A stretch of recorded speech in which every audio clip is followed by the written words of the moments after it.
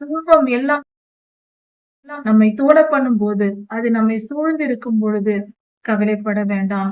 அப்பொழுது வேதத்தை எடுத்து வாசித்தால் கர்த்தருடைய வார்த்தைகள் நமக்கு கிடைக்கும். அந்த வார்த்தையின்படி நாம் நடக்கும்போது நமக்கு அந்த பாதுகாப்பு, கர்த்தருடைய பாதுகாப்பு கிடைக்கும். இதுவே கர்த்தருடைய கூடாரத்தில் அண்டிக் கொள்வதற்கு சமம். அவரிடத்தில் நாம் அண்டிக் கொண்டு நாம் நம்மை பாதுகாத்துக் கொள்கிறோம். அவர் சொன்ன வார்த்தையின்படி நாம் நடக்கும்போது நம்முடைய சூழ்நிலை ஆகிய துன்பம் எல்லாம் பறந்து போய்விடும். அவைகளை நாம் வெற்றி பெற முடியும். நம்முடைய பிதாவாகிய தேவனுடைய அன்பும் ஆண்டவராகிய இயேசு கிறிஸ்துவின் கிருபையும் சமாதானமும் உங்கள் அனைவரோடும் கூட என்றென்றைக்கும் இருப்பதாக. தலைப்பு, நான் உன்னை விட்டு விலகுவதும் இல்லை, உன்னை கைவிடுவதும் இல்லை. சங்கீதம் 60-61 அதிகாரங்கள். தாவீது ராஜா சீரியரோடு யுத்தம் செய்த பின்பு பாடின பாடலாக இந்த பாடல் கொடுக்கப்பட்டிருக்கிறது. அதாவது, கர்த்தாவே, நீர் எங்களை கைவிட்டீர், நீர் எங்களை விட்டு விட்டீர், எங்களை சிதறடித்தீர், எங்களுக்கு தத்தளிப்பின் மதிவானத்தை எங்களுக்கு கொடுத்தீர். நாங்கள் தத்தளித்து போனோம், நாங்கள் மிகவும் தவித்து போனோம். எங்கள் மேல் கோபமாய் இருந்தீர். நாங்கள் செய்த தவறுகளின் நிமித்தம் நீர் எங்கள் மேல் கோபமாய் இருந்தீர். அதனால் எங்களுக்கு இப்படிப்பட்ட நிலை ஏற்பட்டது. கர்த்தாவே, எங்கள் மேல் திரும்பி அருளும், எங்கள் மேல் திரும்பி கோபமாயிராதேயும், எங்களை காப்பாற்றும். பூமியை பிளப்பது போல எங்களை நீர் பிளந்து போட்டீர். பூமி பிளந்து கிடக்கிறது, அதை ஒன்று சேர்ப்பது போல எங்களை நீர் சேர்த்து கொள்ளும். எங்கள் துன்பத்திலிருந்து எங்களை காப்பாற்றும். உம்முடைய ஜனங்களாகி எங்களுக்கு கடினமாக நடந்து கொண்டீர். நீர் எங்களிடத்தில் நடந்து கொண்டீர்.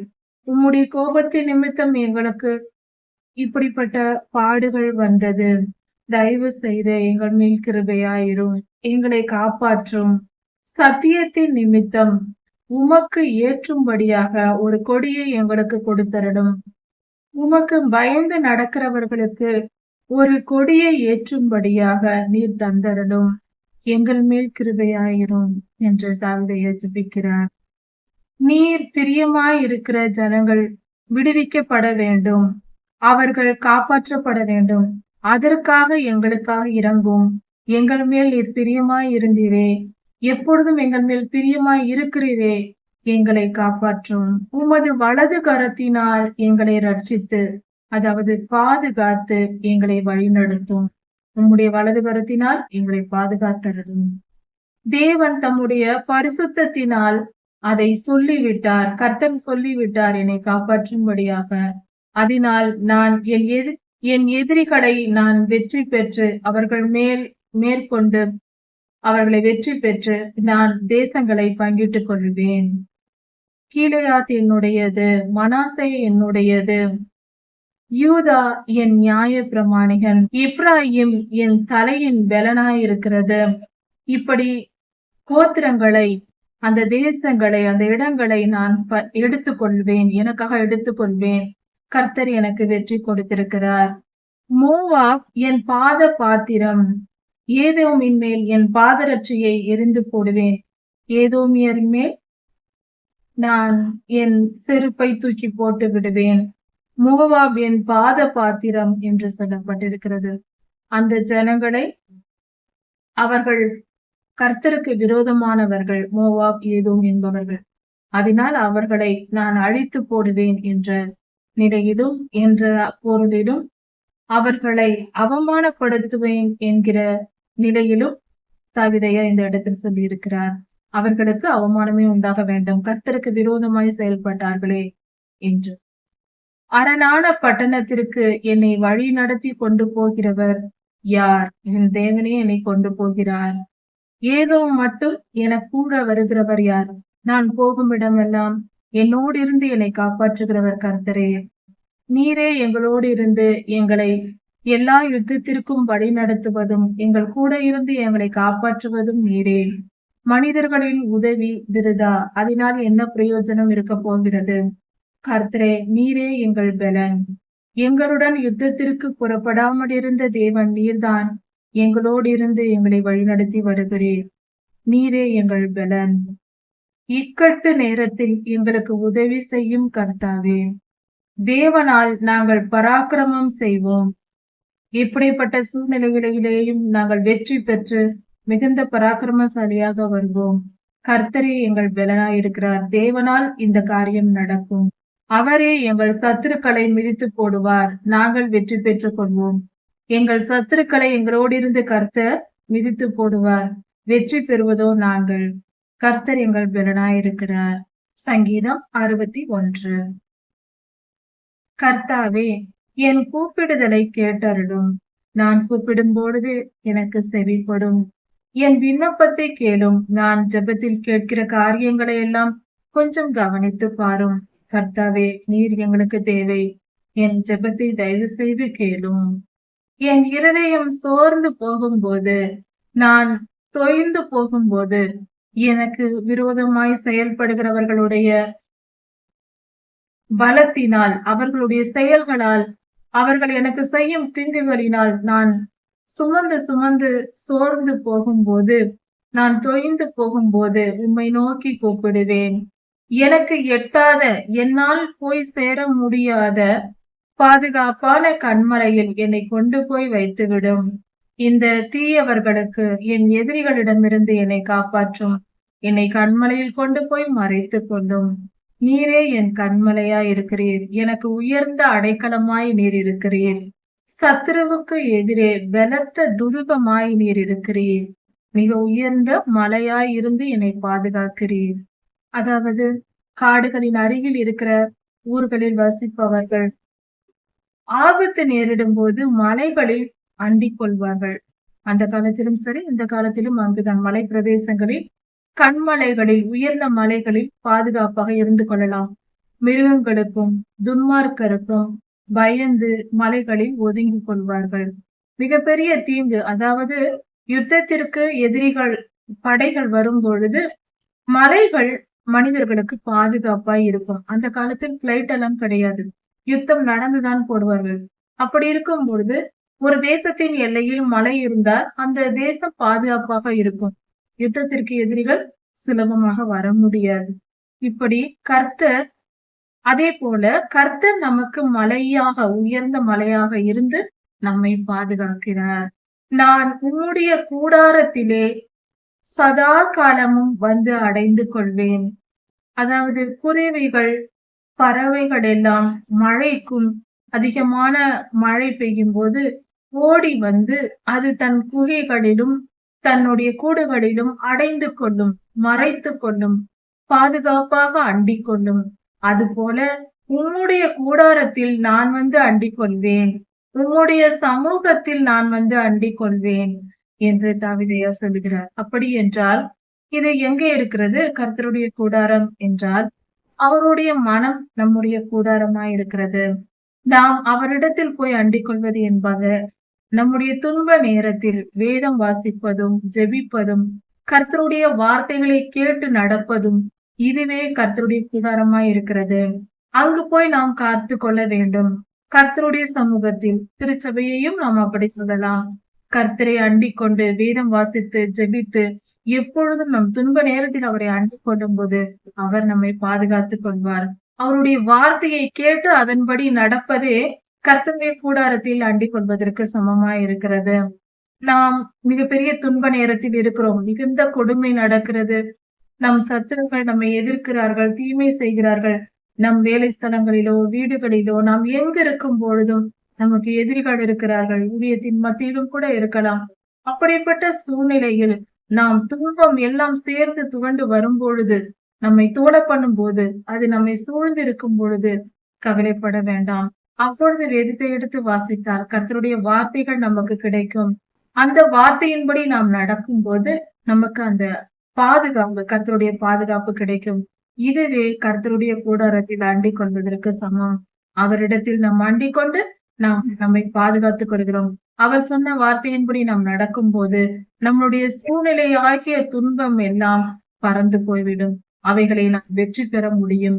அந்த துன்ப சூழ்நிலையில் நம்மை கர்த்தருடைய வார்த்தை வெளியே கொண்டு வரும், காப்பாற்றும், நம்மை விடுவிக்கும், நம் சத்துருக்களை தோற்கடிக்கும், நம்மை வெற்றி பெற செய்யும்.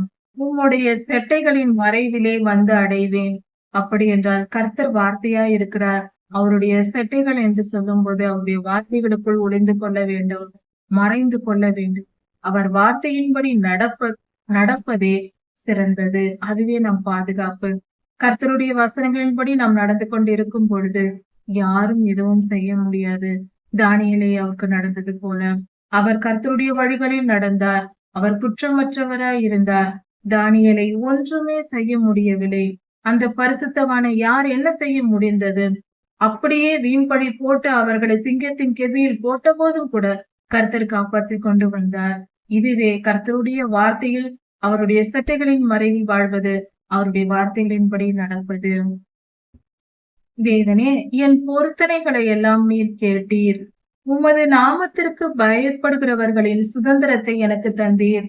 உமக்கு பயந்து நடக்கிறவர்களுக்கென்று நீர் ஒரு பெரிய ஆசீர்வாதத்தை, பல விஷயங்களை நீர் வைத்திருக்கிறீர். அவைகளை எல்லாம் நீர் எனக்கு கொடுத்தீர். நான் உமக்கு பயந்து நடந்து மிகப்பெரிய ஆசீர்வாதங்களை நான் உம்மிடத்தில் பெற்றுக்கொண்டேன். உம்முடைய ராஜாவுடைய நாட்களோடு நாட்களை கூட்டினீர்.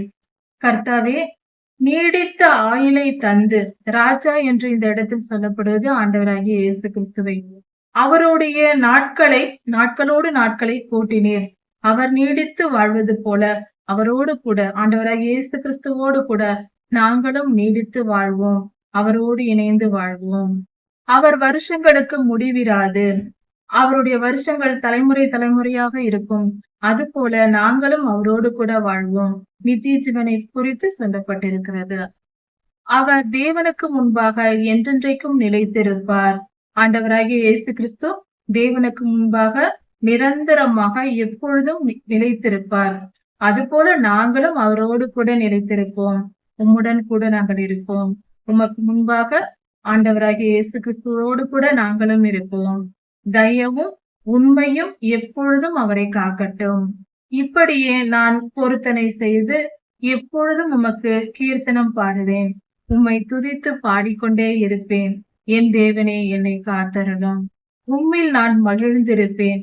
உம்முடைய வார்த்தைகளை தியானிப்பேன். உம்முடைய வசனங்களின்படி என் வாழ்க்கை பாதையை நடப்பேன். உம்முடைய வார்த்தைகள் என் வாழ்க்கையை ஆளுகை செய்யும். உம்முடைய விருப்பங்கள் என் வாழ்க்கையில் நிறைவேறும். நீர் என்னை ஆளுகை செய்வீர். அப்பொழுது நான் ஆண்டவராகிய இயேசு கிறிஸ்துவோடு கூட நித்திய ஜீவனில் வாழ்ந்திருப்பேன். உம்முடைய சமூகத்திற்கு முன்பாக நான் இருப்பேன். நிரந்தரமாக நித்திய ஜீவனை அடைந்து பரிசுத்தமான வாழ்வை பெற்றுக் கொள்வோம். மரணத்தை வெல்வோம். இரண்டாம் மரணத்தை வென்று விடுவோம். எங்களை நீர் காப்பாற்றி அருளுகிறீர். உம்முடைய தயவும் உண்மையும் எப்பொழுதும் எங்களை காக்கும். இப்படியாக தாவீது ராஜா பாடுகிறார். இப்படி நாம் கர்த்தருக்கு பயந்து அவருடைய வழிகளில் நடக்கும் போது நித்திய ஜீவனை சுதந்திரித்துக் கொள்ளலாம் என்பதே இந்த அதிகாரத்தின் பொருளாயிருக்கிறது. தயவு செய்து தினந்தோறும் வேதத்தை எடுத்து வாசித்து கர்த்தருடைய வார்த்தைகளில் நடந்து அவருடைய நாமத்தை துதித்து கீர்த்தனம் பண்ணி பாடி நாம் அவருக்கு மகிமையை செலுத்துவதும், வேதத்தை தியானித்து அவருடைய வழிகளில் நாம் நடக்க கற்றுக்கொண்டு நம் வாழ்க்கையில் வேத வசனத்தை பின்பற்றுவதும், கர்த்தரை நம்பி இருப்பதும் மிக மிக முக்கியம். அப்படி இருப்பவர்களை நித்திய ஜீவனை சுதந்திரித்துக் கொள்ள முடியும். உலக வாழ்க்கை வாழ்ந்து கொண்டு பெயர் கிறிஸ்தவர்களாக இருப்பவர்களுக்கும் கர்த்தருடைய ராஜ்யத்திற்கும் சம்பந்தம் இருக்காது. அதை புரிந்து கொள்வோம். கர்த்தருக்கு பயந்து நடப்பவர்களே, கர்த்தருக்கு பயந்து தங்கள் இருதயத்தை வளைந்து கொடுத்து திருந்துகிறவர்களே, மனம் திரும்புகிறவர்களே கர்த்தருடைய ராஜ்யத்தை சுதந்திரித்துக் கொள்வோம். கர்த்தருக்கு பயப்படுகிற பயம் தேவை. நிர்விசாரமாய் இருக்க வேண்டாம். சங்கீதம் 62, 63 அதிகாரங்கள்.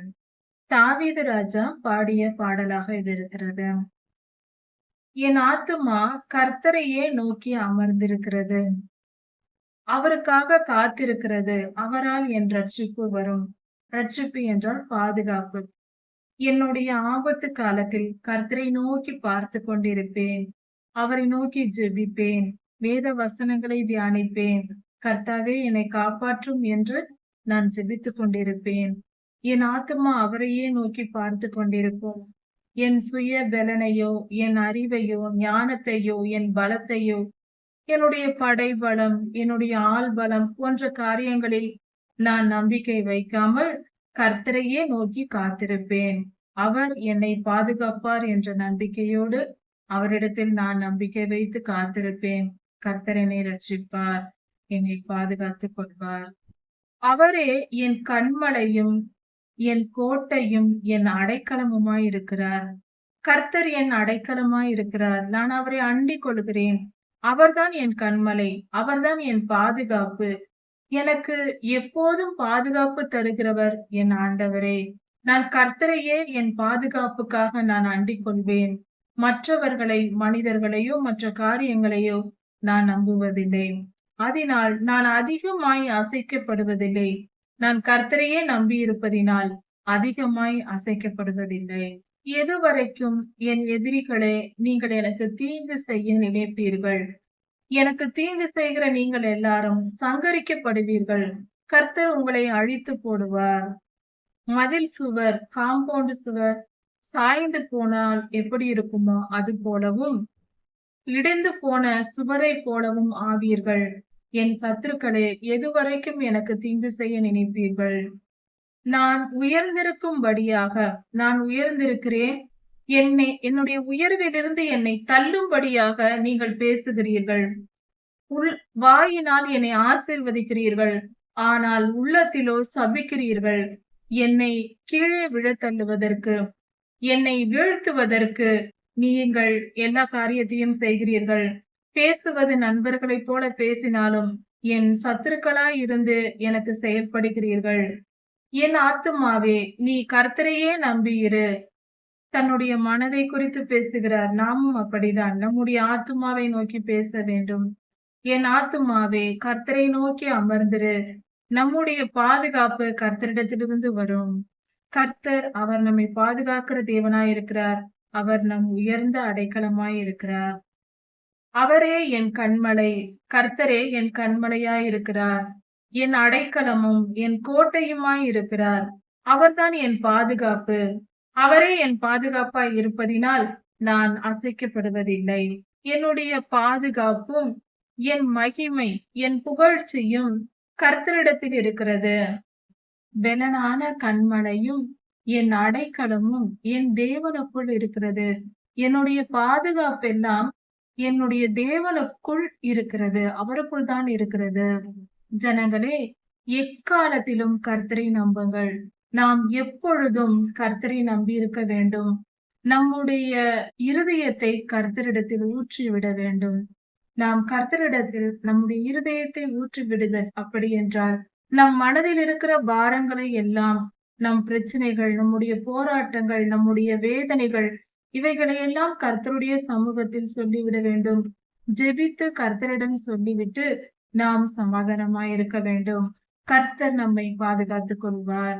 நம் பிரச்சனைகள், நம் பாடுகள் எல்லாவற்றிலிருந்தும் நமக்கு விடுதலை தந்து நிம்மதியையும் சந்தோஷத்தையும் சமாதானத்தையும் தருவார். அவர் நமக்கு உயர்ந்த அடைக்கலமாய் இருக்கிறார். கீழ் மக்கள் மாயை, அதாவது சமுதாயத்தில் தாழ்ந்தவர்கள், உயர்ந்தவர்கள் என்பவர்கள் எல்லாம் மாயைதான். எதுவும் உண்மை இல்லை. அதாவது தாழ்ந்த மனிதர்கள் என்று ஒருவரும் இல்லை, உயர்ந்த மனிதர்கள் என்று ஒருவரும் இல்லை. கர்த்தருடைய பார்வையில் எல்லாம் மனிதர்களே. அவர் வேறுபடுத்தி பார்ப்பதில்லை. உண்மையும் அதுதான். மாயைதான் இது. உயர்ந்தவர்கள், தாழ்ந்தவர்கள், ஏழைகள், பணக்காரர்கள் என்று சொல்லப்படுவது எல்லாம் ஒரு மாயையான தோற்றம்தான். உண்மை அப்படி இல்லை. உண்மையாய் அப்படி இல்லை. தராசிலே வைக்கப்பட்டால் அவர்கள் எல்லோரும் மாயைதான். ஏழைகளாயிருந்தாலும், பணக்காரராயிருந்தாலும், உயர்ந்த மனிதர்கள், புகழ்ச்சி நிறைந்தவர்கள், சமுதாயத்தில் மிகப்பெரிய விஐபிக்கள் போன்றவர்கள் என்று சொல்லப்படுபவர்களும், சாதாரண மனிதர்கள் என்று சொல்லப்படுபவர்களும் தராசிலே வைக்கப்பட்டால் மாயையிலும் லேசானவர்கள். அவர்கள் எல்லோரும் மாயை. எல்லோரும் அழிந்து போகக்கூடிய மனிதர்கள் தான். அந்த உயர்வு தாழ்வு என்பது பொய்யான ஒரு தோற்றமே தவிர உண்மை அல்ல. கொடுமையை நம்பக்கூடாது. கொடுமைப்படுத்துதலை நாம் நம்பக்கூடாது. கொடுமைப்படுத்தி நம்மை ஒருவர் கஷ்டப்படுத்தி, நம்மை கொடுமைப்படுத்தி அதனால் அவர்கள் சாதித்து விடுவார்கள் என்று நினைப்பதும் தவறு. நாம் பிறரை கொடுமைப்படுத்தி அவர்களை சாதித்து விடலாம் என்று நினைப்பதும் தவறு. அதனால் ஒன்றும் செய்ய முடியாது. கொடுமையை நம்பக்கூடாது. பிறரை கொடுமைப்படுத்தி நாம் வாழ்ந்து விடலாம் என்று நினைக்க கூடாது. அப்படி நம்பவே கூடாது. அதிக பணம் சம்பாதிப்பதினால் பெருமை பாராட்டாதிருங்கள். கொள்ளையடிப்பது, அதாவது நியாயமான வழியில் அல்ல, அநியாயம் செய்து, அக்கிரமம் செய்து, பொய் பேசி, வஞ்சக பேச்சினாலும் அதிக பணம் சம்பாதித்து அதனால் பெருமை பாராட்டாதிருங்கள். ஐஸ்வர்யம் நமக்கு பெருகும் போது நாம் மனதை அதில் வைக்கக்கூடாது. அதிகமான ஐஸ்வர்யம் நமக்கு பெருகினால் அதன் மேல் நம் மனதை வைக்கக்கூடாது. எதுவும் நிரந்தரமானது அல்ல. கர்த்தர் ஒரு முறை விளம்பினார், நான் 2 தரம் கேட்டிருக்கிறேன். வல்லமை கர்த்தருடையது. கர்த்தர் ஒரு முறை சொன்னார், ஆனால் அதை நான் 2 முறை கேட்டிருக்கிறேன். என் காதுகளில் கேட்டது. வல்லமை கர்த்தருடையது. கர்த்தரே வல்லமை உள்ளவர். அவருடைய வல்லமை பெரியது. அவர் ஒரு முறை சொன்னால் நமக்கு 2 முறை கேட்குமாம். அந்த அளவுக்கு அவருடைய வல்லமை மிகவும் பெரியது. அவருடைய சத்தம் மிகவும் பெரியது. அவரால் எல்லாம் செய்ய முடியும். அவருடைய வல்லமை பெரியது என்றால் அவரால் செய்ய முடியாத காரியம் அல்ல. மனிதர்கள் மிக மிக அற்பமானவர்கள். அவர் ஒரு மனிதன் ஒரு மண் துகள் போல. அந்த அளவுக்கு தான் நம்முடைய பலன். கர்த்தருடைய வல்லமை என்பது மிகப்பெரிய ஒரு இமயமலை போல. அப்படி இருக்க இரண்டிற்கும் உள்ள வித்தியாசம் மிக பெரியதல்லவா? அதுபோல கர்த்தருடைய வல்லமை மிகவும் பெரியது. அதனால் நம்மிடத்தில் இருக்கிற ஐஸ்வர்யத்தினாலும் புகழ்ச்சியினாலும் நாம் பெருமை பாராட்டக்கூடாது. அது அற்பமானது, மாயை என்று வேதம் சொல்லுகிறது. கிருபை உம்முடையது. நீரே கிருபை செய்கிறீர். உம்முடைய கிருபை உம்மிடத்திலிருந்து தான் எங்களுக்கு கிடைக்கிறது. நற்காரியங்களும் ஆசீர்வாதங்களும் உம்மிடத்திலிருந்து எங்களுக்கு வருகிறது. தேவரீர் அவனவன் செய்கிற செய்கைக்கு தக்கதாக பலன் அளிக்கிறீர். நம்முடைய செயல்களுக்கு ஏற்ற பலன் கர்த்தர் தருகிறார். நாம் நற்காரியங்களையே செய்து வரும்போது அதற்கேற்ற நற்பயன்களை நற்பலன்களை நமக்கு கர்த்தர் தருகிறார். அதே போல ஒரு துன்மார்க்கன் தீமை செய்து கொண்டே வந்தால் அவனுக்கும் நியாய தீர்ப்பை கர்த்தர் கொடுப்பார். அவர் நீதியின் சூரியன். அவர் நீதி தவற மாட்டார். சங்கீதம் 63. கர்த்தாவே, நான் உம்மை அதிகாலையிலே தேடுவேன். அதிகாலையில் எழுந்திருந்து உம்மை நோக்கி நான் ஜெபிப்பேன். அதிகாலை ஜெபம் என்பது கர்த்தருக்கு பிரியமானது. நாம் அதிகாலையில் எழுந்து கர்த்தரை நோக்கி ஜெபித்து முதலில் கர்த்தருக்கு நம் வாழ்க்கையில் இடத்தை கொடுத்து அதன் பின்பு மற்ற காரியங்களை செய்யும் பொழுது அது சிறந்ததாக சரியான வாழ்க்கை முறையாக இருக்கும். கர்த்தர் நம் சிருஷ்டிகர். அவர் நம் தேவன். நமக்கு முதல் உறவே கர்த்தர் தான். கர்த்தர் இந்த பூமியில் நம்மை அனுப்பி இந்த உறவுகளை நமக்கு கொடுத்திருக்கிறார், வாழ்க்கையை கொடுத்திருக்கிறார். அப்படிப்பட்ட நம்முடைய தேவனுக்கு நம் ஜீவனை அவர் கையில் வைத்திருக்கிறார். அவருக்கு நம் வாழ்க்கையில் முதலிடம் கொடுத்து அதிகாலையில் எழுந்ததும் அவரை துதித்து ஜெபித்து அவருடைய வசனங்களை தியானித்து பின்பு நாம் மற்ற காரியங்களை கவனிப்பது சிறந்தது. அதுவே கர்த்தருக்கு பிரியமானது. வறண்டு விடாய்த்து போன தண்ணீரற்ற நிலம் தண்ணீருக்காக காத்திருப்பது போல மழை பெய்தால் அந்த மழையை வாஞ்சையாக உறிந்து கொள்ளும். அது போல என் இருதயம் உமக்காக காத்திருக்கிறது. உம்மை நோக்கி காத்திருக்கிறது. உம்மை வாஞ்சித்து தேடுகிறது. என் தாகம் உம்மேல் இருக்கிறது சுவாமி. நீர் எனக்கு வேண்டும். உம்மேல் நான் ஆசையோடு இருக்கிறேன், காத்திருக்கிறேன். நீர் வேண்டும், உம்முடைய வார்த்தைகள் வேண்டும் என்று ஆசையோடு இருக்கிறேன் என்று இந்த இடத்தில் தாவீது சொல்லியிருக்கிறார். என் மாம்சமானது உம்மையே வாஞ்சித்து தேடுகிறது. என் ஆவி, என் ஆத்துமா, என் சரீரம் முழுவதும் உம்மையே நோக்கி தேடுகிறது. கர்த்தர் வேண்டும், கர்த்தர் வேண்டும், கர்த்தரிடத்தில் நான் இருப்பேன், கர்த்தரோடு இணைந்திருப்பேன் என்று என் மனம் முழுவதும் உம்மையே தேடுகிறது. என் மனதின் ஆசை உம்மை குறித்தே இருக்கிறது. பரிசுத்த ஸ்தலத்தில் உம்மை பார்க்க நான் ஆசைப்பட்டேன். அப்படியே நான் பார்த்து சந்தோஷப்பட்டேன். பரிசுத்த ஸ்தலத்தில் உம்மை நான் பார்த்து உம்முடைய வல்லமையையும் உம்முடைய மகிமையையும் கண்டு சந்தோஷப்பட்டேன் என்று தாவீதையா சொல்லியிருக்கிறார். அதாவது தாவீதையா தரிசனம் பார்த்திருக்கிறார், தீர்க்க தரிசனம் பார்த்திருக்கிறார். கர்த்தர் ஆவியில் தாவீதையாவை எடுத்து கொண்டு போய் பரிசுத்த ஸ்தலத்தில் தேவன் இருப்பதையும் ஆண்டவராகிய இயேசு கிறிஸ்து இருப்பதை இவர் பார்த்திருக்கிறார். கர்த்தரை காண்பித்திருக்கிறார் தாவீதையாவுக்கு. அவர் கனவு போல தோன்றலாம், அல்லது நிஜத்திலும், அதாவது கண் விழித்திருக்கும் போதும் தரிசனம் கிடைக்கும், தூங்கும் போதும் தரிசனம் கிடைக்கும். தூங்கும் போது வரும் தரிசனம் கனவு என்று சொல்வோம். விழித்திருந்து ஜெபிக்கும் போதும் நாம் தரிசனம் பார்ப்போம். இது தரிசனம், விஷன் என்று சொல்வார்கள். அப்படியும் சொல்லலாம். இப்படி ஏதோ ஒன்றை தாவீதையா பார்த்திருக்கிறார். பரிசுத்த ஸ்தலத்தில் கர்த்தர் எப்படி இருப்பார் என்பதை பார்க்க வேண்டும் என்று மிகவும் ஆசையோடு இருந்திருக்கிறார். அவர் ஆசைப்பட்டதை கர்த்தர் நிறைவேற்றி இருக்கிறார்.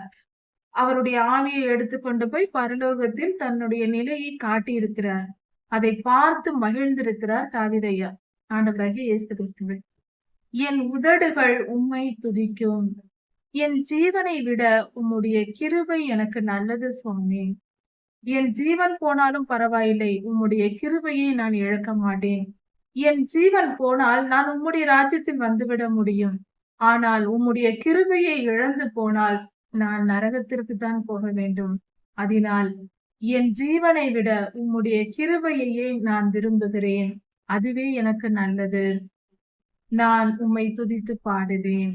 நான் உயிரோடு இருக்கும் நாள் வரைக்கும் உம்மை துதித்து பாடி உம்மை நோக்கி நான் கையெடுப்பேன். அப்படி என்றால் உம்மை நான் இருகரம் கூப்பி உம்மை வணங்குவேன், உம்மை தொழுது கொள்ளுவேன். நான் உயிரோடு இருக்கும் வரைக்கும் உம்மை தொழுது கொண்டு, உம்மை ஆராதித்து, உம்மை புகழ்ந்து, உம்மை வணங்கி நான் காத்திருப்பேன். எக்காலமும் உம்மையே வணங்குவேன். உம்மை விட்டு நான் எங்கும் போக மாட்டேன்.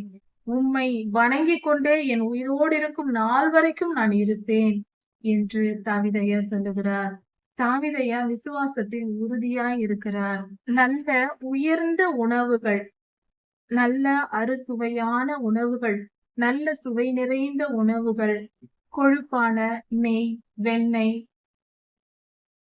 சீஸ், எண்ணெய் போன்ற பொருள்களால் செய்யப்பட்ட சுவை மிகுந்த உணவுகளை சாப்பிட்டது போல நான் மிகவும் திருப்தியாய் இருப்பேன். என் வாய் ஆனந்த களிப்புள்ள உதடுகளால் உம்மை துதிக்கும். ஆனந்தத்துடன், சந்தோஷத்துடன், களிப்புள்ள உதடுகள், களித்து உம்மில் சந்தோஷப்பட்டு மகிழ்ந்து, ருசியான உணவை, நல்ல உணவை நான் சாப்பிட்டது போல மகிழ்ந்து உம்மை துதித்து நான் பாடுவேன். என் மனம் அந்த அளவுக்கு மகிழ்ந்திருக்கும் உம்மை பார்த்து, உம்மை நினைத்து. என் படுக்கையின் மேல் நான் படுத்திருக்கும் பொழுதும் ஜாமங்களிலும் உம்மை நான் தியானித்துக் கொண்டிருப்பேன். இரவில் படுத்திருப்பேன், தூங்கும் போதும் விழித்திருக்கும் போதும் கூட, நான் நடு இரவிலும் கூட உம்மை தியானித்துக் கொண்டிருப்பேன். உம்மை நோக்கி நினைத்து கொண்டு உம்முடைய வார்த்தைகளையும் உம்மையும் நினைத்து கொண்டிருப்பேன். நீர் எனக்கு துணையாய் இருந்ததினால், நீர் எனக்கு துணையாக இருக்கிறீர் சுவாமி. நீர் அப்படி துணையாய் இருப்பதினால் உமது செட்டைகளின் நிழலிலே நான் வந்து அடைகிறேன். உம்முடைய செட்டைகளுடைய நிழலில் வந்து நான் அடைந்து கொள்ளுகிறேன். உம்முடைய பாதுகாப்பில் நான் அண்டிக் கொள்ளுகிறேன். உம்முடைய வார்த்தைகளில், உம்மை ஜெபிக்கிற ஜெபத்தில், உம்மை துதித்து பாடுகிற பாடல்களில் நான் மூழ்கி இருக்கிறேன். உம்மையே அண்டிக் கொள்ளுகிறேன். என் ஆத்துமா உம்மை தொடர்ந்து பற்றி கொண்டிருக்கிறது. என் ஆத்துமா எப்பொழுதும் உம்மேல் பிரியமாயிருக்கிறது. உம்மை பிடித்து கொண்டிருக்கிறது. உம்மை விட்டு விலகாமல் என் மனம் எப்பொழுதும் உம்மோடு இணைந்திருக்கிறது. உமது வலது கரம் என்னை தாங்குகிறது. உம்முடைய வலது கரத்தினால் என்னை தாங்கி என்னை பாதுகாத்து வருகிறீர். என்னை கொன்று போடும்படி என் பிராணனை வாங்க தேடுகிறவர்கள், என்னை கொல்ல வேண்டும், என்னை அழிக்க வேண்டும் என்று நினைக்கிறவர்கள் பூமியின் தாழ்விடங்களான பாதாளத்தில் போய் சேருவார்கள். அவர்கள் அங்குதான் போய் கிடக்கப் போகிறார்கள். கர்த்தாவே, நீர் அவர்களை அங்கு பாதாளத்திற்கு அனுப்புவீர். நீரோ என்னை பாதுகாத்துக் கொள்ளுகிறீர்.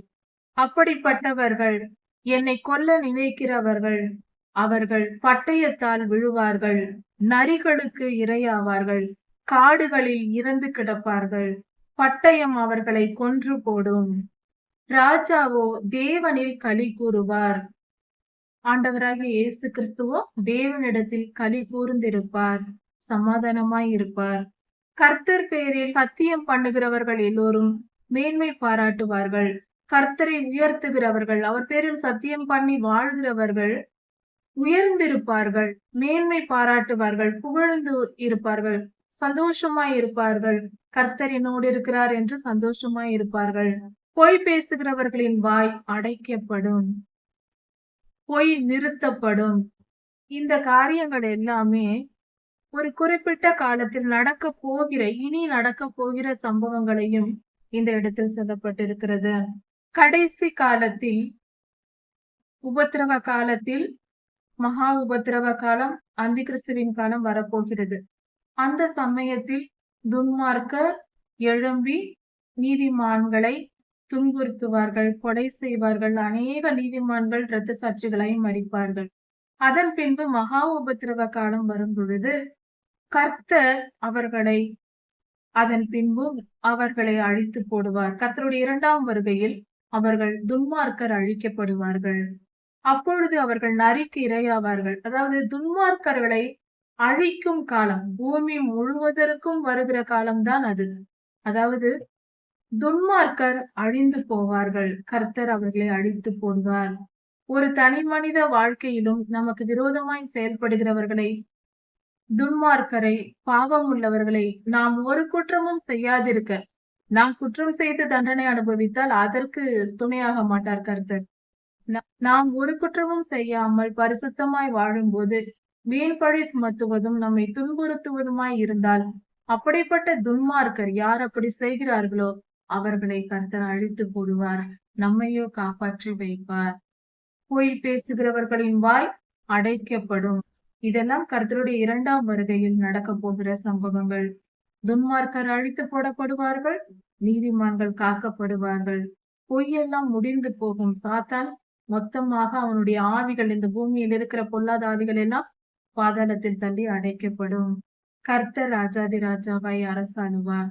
இந்த காரியங்கள் எல்லாம் ஒவ்வொரு மனிதனுடைய வாழ்க்கையிலும், கர்த்தருடைய பிள்ளைகளின் வாழ்க்கையிலும் அந்த காலத்திலிருந்து, தாவீது ராஜாவின் காலத்திலிருந்து நடந்து கொண்டிருக்கிறது. உலகம் மொத்தமும் முழுமைக்குமாக மகா உபத்திரவ காலத்திற்கு பின்பும் நடக்கும். கர்த்தருடைய இரண்டாம் வருகை. இரண்டு பொருள்களும் இதில் இருக்கிறது இந்த அதிகாரத்தில். சங்கீதம் 64, 65 அதிகாரங்கள். கர்த்தாவே, என் ஜெபத்தை கேட்டருளும்.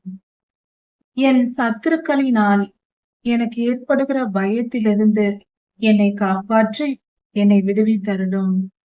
சத்துருவால் வரும் பயத்தை நீக்கி என்னை காத்து கொள்ளும். என் சத்துருக்களை கண்டு நான் பயப்படுகிறேன், என்னை காப்பாற்றும், என்னை பாதுகாத்து கொள்ளும், என் உயிரை காப்பாற்றி அருளும். துன்மார்க்கருடைய ஆலோசனைக்கு ரகசிய ஆலோசனை செய்து தீமை செய்கிறார்கள்.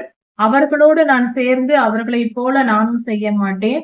அக்கிரமக்காரர்கள் அநியாயம் செய்கிறார்கள், அவர்கள் கலகம் மூட்டுகிறார்கள். அந்த செயலிலும் நான் சேர மாட்டேன், அவர்களைப் போல நான் வாழ மாட்டேன். என்னை அப்படிப்பட்டவர்களிடமிருந்து விடுதலையாக்கும். அவர்களோடு நான் சேராமல் என்னை பிரித்து என்னை காப்பாற்றும். அப்படிப்பட்ட துன்மார்க்கரும் அக்கிரமக்காரர்களும் தங்கள் நாவை கூர்மையாக்குகிறார்கள். பட்டயத்தை போல அவர்கள் நாக்கு கூர்மையாய் இருக்கிறது. அவர்கள் பேச்சு கத்தியால் வெட்டுவது போல, மிகப்பெரிய ஒரு அரிவாளால் வெட்டுவது போல அவர்களுடைய பேச்சு இருக்கிறது. அவர்கள் நீதிமான்களை பார்த்து பட்டயத்தை போல அவர்கள் பேச்சினால் அவர்கள் நீதிமானுக்கு விரோதமாய் தீங்கு செய்கிறார்கள். கொஞ்சம் கூட பயப்படாமல், கர்த்தர் இருக்கிறார், அந்த நீதிமான் மேல் நாம் தவறு செய்கிறோமே, அவனுக்கு துன்பம் கொடுக்கிறோமே, கர்த்தர் நம்மை பார்த்து கொண்டிருக்கிறாரே என்ற பயம் இல்லாமல் அவர்கள் நீதிமான் மேல் அம்புகளை எய்கிறார்கள். அவர்கள் பேச்சு அம்பு எய்வதை போலவும் பட்டயத்தை போலவும் இருக்கிறது. வார்த்தையினால் நீதிமான்களை சித்திரவதை பண்ணுகிறார்கள், கொடுமைப்படுத்துகிறார்கள். அவர்கள் கொல்லவும் பார்க்கிறார்கள், வார்த்தையினாலேயே கொல்ல பார்க்கிறார்கள். அப்படிப்பட்டவர்களுடைய தீமைக்கு அவர்களோடு நான் சேர மாட்டேன். அப்படிப்பட்ட துன்மார்க்கர் பாவம் செய்வதற்காக பொல்லாத காரியத்தை செய்கிறார்கள், அதை உறுதிப்படுத்திக் கொள்கிறார்கள். அந்த பொல்லாத காரியத்தில் நிலைத்து விடுகிறார்கள், மிகவும் தேறி விடுகிறார்கள். பாவம் செய்வது, அதாவது நல்லவர்களுக்கு விரோதமாக செய்கிற செயல்களை திட்டமிட்டு அதில் தங்களை உறுதிப்படுத்திக் கொள்கிறார்கள். மிகவும் புத்திசாலித்தனமாக, திறமையாக செயல்படுகிறார்கள்.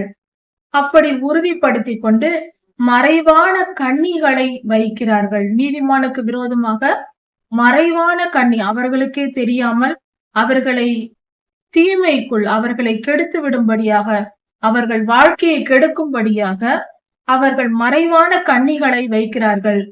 துன்மார்க்கர் நீதிமானுக்கு விரோதமாக கண்ணி வலைகளை விரிக்கிறார்கள். மீனுக்கு வலை விரிப்பது போல அவர்கள் யாருக்கும் தெரியாமலே வலை விரிக்கிறார்கள். அதாவது பாவம் செய்ய தூண்டுவார்கள். இந்த பாவத்தை செய்ய, அந்த பாவத்தை செய்து எப்படியாவது இந்த மனிதனை வீழ்த்தி விட வேண்டும், அவனுக்கு தீமை செய்து அவனை அழித்து விட வேண்டும் என்று செய்கிறார்கள். இப்படி செய்துவிட்டு இதை யாருக்கு தெரியும், இதை காண்பவன் யார், நாங்கள் ரகசியமாய் திட்டமிட்டு செய்திருக்கிறோம், இது யாருக்கும் தெரியாது, அந்த நீதிமானுக்கு நான் கண்ணி வைத்திருக்கிறேன், அவனை கொன்று போடுவேன், அவனை அழித்து விடுவேன், இந்த வலையை விரித்து அவனை நான் விழுங்கி விடுவேன் என்று, நான் செய்கிற இந்த காரியங்கள் யாருக்கும் தெரியாது என்று அவர்கள் சொல்லிக்கொண்டு இப்படி செய்கிறார்கள்.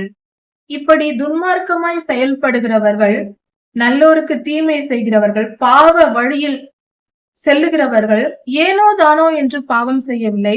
அவர்கள் ஆழமாக, அதிகமாய் அந்த பாவத்தில் உறுதிப்படுத்தி கொண்டிருக்கிறார்கள். பாவத்தில் கை தேர்ந்தவர்கள், மிக திறமைசாலிகள், பாவம் செய்வதில் திறமையாசாலிகளாய் இருக்கிறார்கள். அவர்கள் திறமையாய் நியாய கேடுகளை தேடுகிறார்கள். இப்படி செய்யலாம், அப்படி செய்யலாம் என்று பயங்கரமாய் திட்டமிட்டு தங்களை உறுதிப்படுத்தி கொண்டு, மிகவும், அதாவது நல்லோர்கள் கூட நல்ல காரியத்திற்கு இவ்வளவு திறமையை வளர்த்து கொள்ள மாட்டார்கள். ஆனால் தீமை செய்கிறவர்கள் தங்கள் பாவ பாதையில் நன்றாக உறுதிப்படுத்திக் கொள்வார்கள். அவர்கள் திறமைசாலிகளாய் இருப்பார்கள். அதிகமாய் தங்கள் திறமைகளை வளர்த்து கொண்டு பாவம் செய்வதற்கு, தவறு செய்வதற்கு திறமையாய் இருக்கிறார்கள். தந்திரமாக யோசனை பண்ணி நியாய கேடுகளை ஆராய்ந்து தேடுகிறார்கள். இந்த வழியில் போய் இப்படி செய்யலாமா, அந்த வழியில் போய் அப்படி செய்யலாமா என்று ஆராய்ச்சி செய்து, அதை ஆராய்ந்து பார்த்து தேடி கண்டுபிடித்து மகா திட்டமாய் திட்டமிட்டு பாவம் செய்கிறார்கள். அப்படி அவர்கள் எவ்வளவுதான் திறமையாக பாவம் செய்தாலும், நீதிமானுக்கு விரோதமாய் எழும்பி, நமக்கு விரோதமாய் எழும்பி அவர்கள் தீமை செய்ய நினைத்தாலும், கர்த்தர் தம்முடைய அம்புகளை எய்வார். அவர்கள் சடுதியில் நாசம் அடைவார்கள். திடீரென அவர்களுக்கு அழிவு வரும். கர்த்தருடைய அம்புகள் அவர்கள் மேல் பட்டதானால் உடனே சடுதியாய் அவர்கள் காயப்படுவார்கள். அழித்து போடுவதல்ல, காயப்படுவார்கள். திடீரென்று அவர்களுக்கு ஆபத்து நேரிடும். அவர்கள் கீழே விழுந்து அவர்கள் வாழ்க்கையில் மிகவும் தாழ தள்ளப்பட்டு போவார்கள். அவர்கள் அப்படி விழுவதற்கு அவர்கள் நாவே காரணமாயிருக்கும். அவர்களுடைய நாவுதான் அவர்களை வீழ்த்தும். அவர்களுடைய பேச்சு, துன்மார்க்க பேச்சினால், தீமையான பேச்சுகளினால் நீதிமானை காயப்படுத்துகிறார்கள். அதே போன்ற அவர்களுடைய பேச்சினாலேயே கர்த்தர் அவர்களை கீழே தள்ளி போடுகிறார். அவர்கள் மேன்மை அவர்களை விட்டு போகிறது. அவர்கள் தாழ தள்ளப்பட்டு மிகவும் தாழ்த்தப்பட்டு போகிறார்கள். அவர்கள் நாவுகளே அவர்களை வீழ்த்தும், வேறு எதுவும் அல்ல. அவர்கள் பேச்சு அவர்களை வீழ்த்தும். அவர்களை பார்க்கிற எல்லோரும் ஓடி போவார்கள். அவர்களை பார்க்கிற மனிதர்கள் எல்லாம் ஓடி போய் விடுவார்கள். அவர்களோடு இருக்க மாட்டார்கள். அப்படிப்பட்ட தாழ்ந்த நிலை அவர்களுக்கு வரும். இப்படி நடக்கும் போது, தீயவர்களுக்கு நியாய தீர்ப்பு வரும்போது, துன்மார்க்கர் தள்ளப்படும் போது, எல்லா மனிதரும் சேர்ந்து கர்த்தருக்கு பயப்படுவார்கள். மற்ற மனிதர்கள் கர்த்தருக்கு பயந்து நடப்பார்கள். தேவனுடைய செயலை அறிவித்து அவருடைய செயலை உணர்ந்து கொள்வார்கள். கர்த்தருடைய கிரியைகளை அவர்கள் உணர்ந்து கொள்வார்கள். பாவம் செய்தால் இப்படிப்பட்ட அழிவை கர்த்தர் கொடுப்பார் என்று மற்ற மனிதர்கள் அறிந்து கொள்வார்கள். நீதிமானோ கர்த்தருக்குள் மகிழ்ந்து அவரை நம்புவான். கர்த்தரை நம்பி இருப்பான். நீதிமான் கர்த்தரை நம்பி இருப்பான். அவருக்குள் மகிழ்ச்சியாய் இருப்பான். செம்மையான இருதயம் உள்ளவர்கள் யாவரும் மேன்மை பாராட்டுவார்கள். தங்கள் மனதில் கள்ளம் கபடம் இல்லாமல் பரிசுத்தமாய் கர்த்தரை நேசித்து கர்த்தருக்கு பயந்து வாழ்கிறவர்கள் செம்மையான இருதயம் உடையவர்கள். அப்படிப்பட்டவர்கள் மேன்மை பாராட்டுவார்கள், அவர்கள் உயர்த்தப்படுவார்கள். கர்த்தர் என்னோடு இருக்கிறார், என்னை காப்பாற்றினார், நான் வெற்றி பெற்றிருக்கிறேன் என்று அவர்கள் மேன்மை பாராட்டுவார்கள். கர்த்தர் தம்முடைய பிள்ளைகளை மேன்மைப்படுத்துவார், உயர்த்துவார். சங்கீதம் 65. தேவனே, சீயோனில் உமக்காக துதி காத்திருக்கிறது. அங்கு நாங்கள் துதிக்க காத்திருக்கிறோம், உமக்கு பலியிட காத்திருக்கிறோம். ஜெபத்தை கேட்கிறவரே, நாங்கள் செய்யும் ஜெபங்களை எல்லாம் கேட்டு எங்களை பாதுகாக்கிற தேவனே, உம்மை நோக்கி காத்திருக்கிறோம். யாவரும் உம்மிடத்தில் வருவார்கள். அக்கிரமமான காரியங்கள் என்னை மிஞ்சி வல்லமை கொண்டது. தேவரீரோ, நீர் எங்கள் மீறுதல்களை மன்னிக்கிறீர். கர்த்தாவே, எங்கள் அக்கிரமத்திலிருந்து எங்களை விடுதலையாக்கி எங்கள் மீறுதல்களை எல்லாம் நீர் மன்னிக்கிறீர். உம்முடைய பிரகாரத்தில் தங்கும்படி நீர் தெரிந்து கொண்ட மனிதர்கள் பாக்கியவான்கள். பரலோகத்தில் நீர் சேர்த்து கொள்வதற்காக தெரிந்து கொண்டிருக்கிற ஜனங்கள் மிகவும் அதிர்ஷ்டசாலிகள், அவர்கள் பாக்கியவான்கள். உம்முடைய பரிசுத்த ஆலயமாகிய உம்முடைய வீட்டின் நன்மையினால் நாங்கள் திருப்தியாவோம், சந்தோஷமாய் இருப்போம். உமது வீட்டின் நன்மையினால் நாங்கள் திருப்தியாவோம். பரலோகத்தில் வந்து நீர் எங்களை பரலோகத்தில் தெரிந்து கொண்டீர், உம்முடன் இருக்க எங்களை தெரிந்து கொண்டீர். அப்படி இருக்க நாங்கள் உம்முடைய சன்னதியில் வந்து உம்மோடு திருப்தியாய் நாங்கள் இருப்போம், சந்தோஷமாய் இருப்போம். பூமியின் கடைசியிலிருந்தும் கடைசி வரைக்கும் கடல்களிலும் இப்படி எல்லா பகுதிகளிலிருந்தும் கர்த்தாவே, அங்கிருக்கிற ஜனங்கள் எல்லோரையும் நீர் எல்லோரும் உம்மை நம்பி இருக்கிறார்கள். பூமியின் கடைசி பகுதிகளில் இருப்பவர்கள் கூட எல்லோரும் உம்மை நம்பி இருக்கிறார்கள், உம்மேல் நம்பிக்கை வைத்திருக்கிறார்கள். அதாவது இது கடைசி காலத்தில் பூமி எங்கும் கர்த்தருடைய நாமம் அறிவிக்கப்பட்டு கிறிஸ்தவர்கள் உலகெங்கும் பரவி இருக்கிற இந்த கடைசி காலத்தை குறிக்கிறது. பூமியில் உள்ள எல்லா தேசங்களிலும் கர்த்தருடைய நாமம் அறிவிக்கப்பட்டு ஜனங்கள் ரட்சிக்கப்படுகிறார்கள். இப்படிப்பட்ட நேரத்தில் எல்லா ஜனங்களும் உம்மை நம்புகிறார்கள், உண்மையில் நம்பிக்கை வைத்திருக்கிறார்கள். இது இந்த காலத்தை, நாம் வாழ்கிற இந்த காலத்தை தான் தாவீது ராஜா அன்றே எழுதி வைத்திருக்கிறார். இப்படியாக நடந்து கொண்டிருக்கிறது. உலகெங்கும் இருக்கிற ஜனங்கள் கர்த்தரை நம்பும் போது உம்முடைய நீதி விளங்கும், உம்முடைய நியாய தீர்ப்புகள் வரும். தீயவர்களுக்கு நீர் கொடுக்கும் நியாய தீர்ப்பும் நல்லோர்களுக்கு நீர் காட்டும் கிருபையையும் இந்த உலகம் அறிந்து கொள்ளும். நாங்கள் உம்மை நம்பி இருப்போம், அப்பொழுது நீர் நீதியுள்ள பதிலை எங்களுக்கு தருவீர், நீதியை எங்களுக்கு நிறைவேற்றுவீர். நாங்கள் செய்த நற்காரியங்களுக்கு ஏற்ற பலனை நீர் எங்களுக்கு தருவீர். உம்முடைய வல்லமையினாலும் பலத்தினாலும் பர்வதங்களை, மிகப்பெரிய மலைகளையும் நீர் அஸ்திபாரப்படுத்துகிறீர். சமுத்திரத்தையும் சமுத்திரத்தின் அலைகளையும் ஜனங்களின் அமளியையும் நீரே அமர்த்துகிறீர்.